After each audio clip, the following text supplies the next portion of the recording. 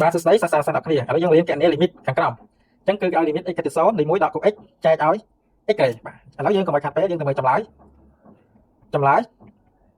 បាទយើងសេមកថាគណនា limit គណនា limit បាទអញ្ចឹងយើងសរសេរប្រធានមកគឺ limit x ទៅ0នៃ1ដល់ឲ្យ cos x ចែកឲ្យ x ក្រេបាទអញ្ចឹងបងប្អូនត្រូវចាំណាមុននឹងគណនា limit យើងចាំបាច់ត្រូវចំនួនលេខចូលរូបចំនួនសម្រាប់លេខចូលដើម្បីរករៀងវាណាអញ្ចឹងនេះនៅក្នុងពេលយើងចំនួន x ស្មើ0ចូលមកអញ្ចឹងកូន0គឺ1ណានេះពេលចំនួនមកគឺកូន0គឺស្មើ1អញ្ចឹង1ដល់1គឺ0នេះ x ស្មើ0គឺ0ហើយណាអញ្ចឹងហាត់ហ្នឹងគឺមានរៀង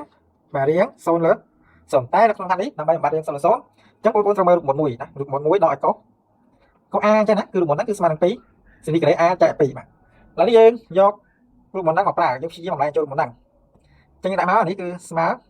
limit x កាត់ទៅ0បាទអញ្ចឹងនេះ1ដល់កុសបាទដល់កុសខ្ញុំដាក់ថា2យើងចង់ឲ្យចូលបានអានេះមិនអញ្ចឹងយើងដាក់យកមកគឺ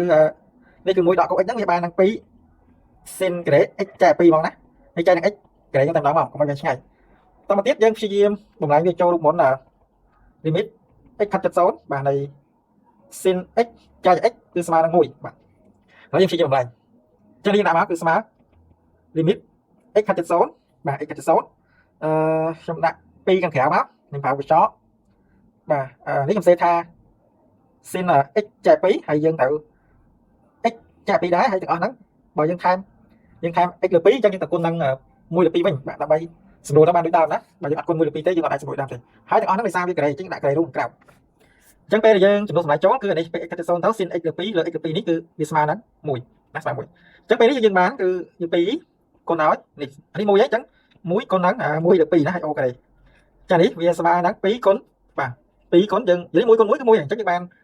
1លើជាក្រេគឺ1ទៀតហើយ2លើជាក្រេបានណា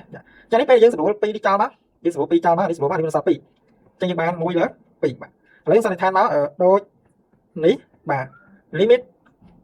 x កាត់ទៅ0នៃ1ដល់ cos x ចែក x ក្រេគឺស្មើនឹង1លើ2បាទ